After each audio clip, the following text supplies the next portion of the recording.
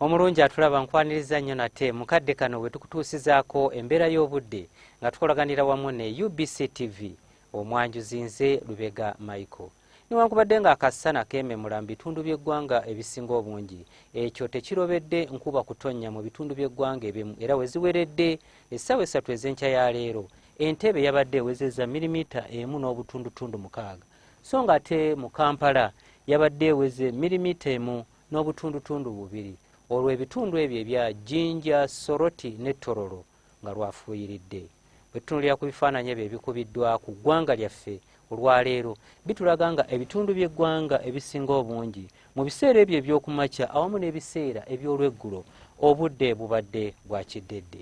So nga ate bifaananyi ebyo ebikubiddwa ku ssemazinga wa Africa bitulaga nga omukubo gw'enkuba gwongedde okusaasaanira amasekkati ga ssemazinga wa Africa omwo nga mutwalidde n'eggwanga lyaffe ekireeteddewo enkuba okutonnya mu bitundu ebimu eby'eggwanga lyaffe. Katutunulireko ku mbeera y'obudde nga bwe tugisuubira mu biseera eby'okumakya. Tusuubira ebitundu ebyo ebyebulunguludde ennyanja Nalubaale okubeerayoko n'ekire ky'enkuba so nga ate ebitundu by'eggwanga ebisigaddewo ebirala tusuubira nti akasana kajja kwaka nga bwe kakubaakubamu. Embeera eno esuubirwa okukyuka era olw'eggulu tusuubirayo mu bukiikakkono bw'eggwanga lyaffe awamu n'eyo mu buvanjuba bw'eggwanga lyaffe okubeerayo n'oluwandaggirize nga n'ebbugumu mu bitundu ebyo ebya Kotido erya waggulu lijja kutuukira ddala ku degrees 29. So nga Kampala n'emiriraano tusuubira nti ebbugumu lijja kutuuka ku degrees 27. Ate olwo yo mu nsozi ez'e tusuubira ebbugumu okutuuka ku degrees 25. Bwe tweyongerayo mu bibuga bimu eribiri emitala w'amayanja ekibuga nga Lagos, Addis Ababa ne Nairobi tusuubirayo enkuba okutonnya.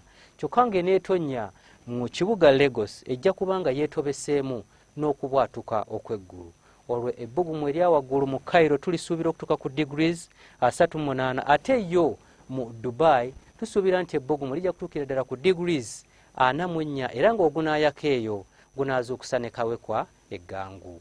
Ebyo bye tusobodde okugira mu kitongole ky'eggwanga ekivunaanyizibwa ku mbeera z'obudde nga tukolaganira wamu ne UBC TV. Ebisingako awo osobola okugenda ku mutimbagano gwa kompyuta nga bw'ogulaba awo ku lutimbe eggaggadde olwa UBC.